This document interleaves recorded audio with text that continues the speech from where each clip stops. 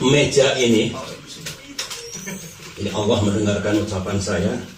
Dulu tempat saya bekerja tidak mengenal waktu, malam hari, karena kegentingan negeri pada tahun 1998-1999.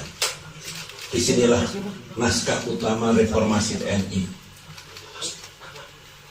Di sini difungsi kita akhiri, kekaryaan kita akhiri, bisnis TNI yang keluar dari tatanan kita akhiri, sistem hukum kita tata kembali, mana yang mesti mau masuk hukum militer, mana yang masuk hukum sipil, dan banyak hal in this room, di meja ini. Demikian juga ketika dulu lambang segitiga yang dianggap 3 berlian oleh dulu Nancy, sekarang di sini bendera, di sini kemudian manifesto politik tahun 2001, tolong dibaca. Itu cikal bakal Partai Demokrat, manifesto politik 2001, tolong dibaca. Kemudian di sebelah sana adalah lagu, tinggal yang tidak saya ciptakan sendiri, himne Partai Demokrat. Bagi yang punya minat pada dunia X gitu ya, saya Muslim, saya orang beriman, tetapi kadang-kadang ada peristiwa yang di luar jangkauan akal saya, sama dengan almarhumah Ibu Ani. Nah, kalau saya sebagai manusia yang alhamdulillah memiliki kekuatan logika, common sense, karena studi saya, belajar saya yang tidak pernah berhenti sampai sekarang, saya masih terus belajar tentang kehidupan, tentang negara, tentang rakyat dan sebagainya. Kalau ada sesuatu yang beyond my logic, itu milik Allah, milik Tuhan. Ada yang bilang, nggak percaya, omong kosong, itu tahyul itu. Saya tidak gegabah itu, saya nggak paham kok bisa begini ya.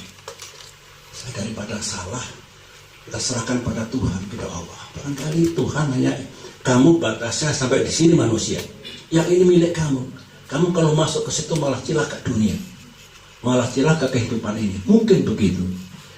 Nah, apa yang saya ceritakan ini sebetulnya waktu saya bangun, ini belum ada ruangan ini. Pertama kali. Setelah saya jadi menteri, saya tambah ruangan ini. Jadi ketika kemudian Partai Demokrat kita dirikan, sudah di sini, sudah ada ruang ini. Tapi sebelum ini berdiri, ini kan halaman belakang, bablas sampai sana. Ini ada cerita, ya, supaya kita dari dunia yang realis sedikit masuk ke dunia yang spiritualis, gitu ya. Rumah ini tiba-tiba di belakang ini banyak ular, ular kobra kecil, banyak. Di depan juga ada, di sana juga ada. Jadi masih ada yang pramuwisma saya yang masih bersama saya sejak itu. Pusing kita, akhirnya kita ngaji gitu kan, agama gak berkurang. Terus akhirnya saya minta, ada nggak kiai yang mengetahui dunia seperti ini apa ini? Ini betul-betul snake, ular, atau ya maaf, ini sebetulnya entah apalah, orang bilang jadi-jadian. Akhirnya datang seorang, setelah gak lama 2-3 minggu datang kiai di sini, datang, apa Pak Bu masalahnya ya gini. Beliau doa di sini, nulis-nulis di sini. Saya tidak bisa menjawab sekarang. Saya akan cari waktu. Malah tambah deg-degan ini sama Ibu Ani ini. Tiba-tiba, ya Bapak Ibu percaya atau tidak percaya? Ini di bawah ini ada pusaka yang sudah tidak tahan. Dia ingin keluar, ingin mencari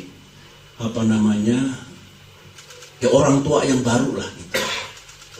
Pusaka gimana? Dia cerita, Pak, ini dulu perbatasan kerajaan Pajajaran dengan Jayakarta dulu. Saya tidak tahu Jayakarta era berapa, Pajajaran era berapa. Terus hubungannya apa? Di pusaka itu sebetulnya melambangkan itu. Terus saya, nah gimana caranya? Yang penting ular ini pergi dari sini. Ya itu Pak, nanti Bapak saksikan sendiri.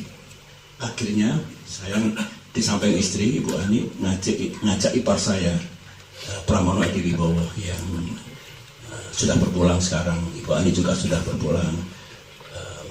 Saya bintang 3 dulu nunggu di sana di pintu di sana, sama ada lagi Sersan Makmun juga di situ. Nah akhirnya dia bilang, Bapak Ibu lihat saja, lihat apa, yang penting jangan takut, tambah takut kita, jangan ini. Akhirnya tolong siapkan ini, kalau bisa ember pakai air. Kita tuh ngintip di pintu gitu. Tiba-tiba si kiai ini baca doa Islam, maju lagi, terus seperti nggak kuat lu mundur lagi. Nah ketika sudah mulai maju sampai mungkin 4 meter sebelum ini masih kosong ya. Tiba-tiba ada sinar pusaka menyambar-nyambar, sinar kuning keemasan itu. Terus akhirnya pergi lagi saat itu. Nah setelah itu lagi macam itu. Doa lagi, 2 kalinya pergi lagi. Ketiga kalinya rupanya setelah menampakkan diri, sinar kuning keemasan itu langsung melesat masuk ke dekat kolam renang kecil. Dulu ada situ kecil, kolam lah kecil. Nah langsung tanahnya tuh terbakar. Nah itu rupanya kita suruh nyiapin air tadi.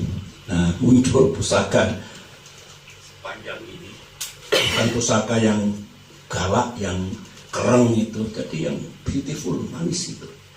Dia masukkan air, serahkan saya, serahkan Ibu Ani, serahkan Edi, langsung disimpan. Nah katanya, saya bilang, ini pusaka apa ini? Saya juga baru tahu ini Pak, tapi ini kok cantik, indah itu. Yang jelas bukan untuk perang. Ya sudah, saya tentara kan. Kalau bukan untuk perang ya sudah aman lah gitu.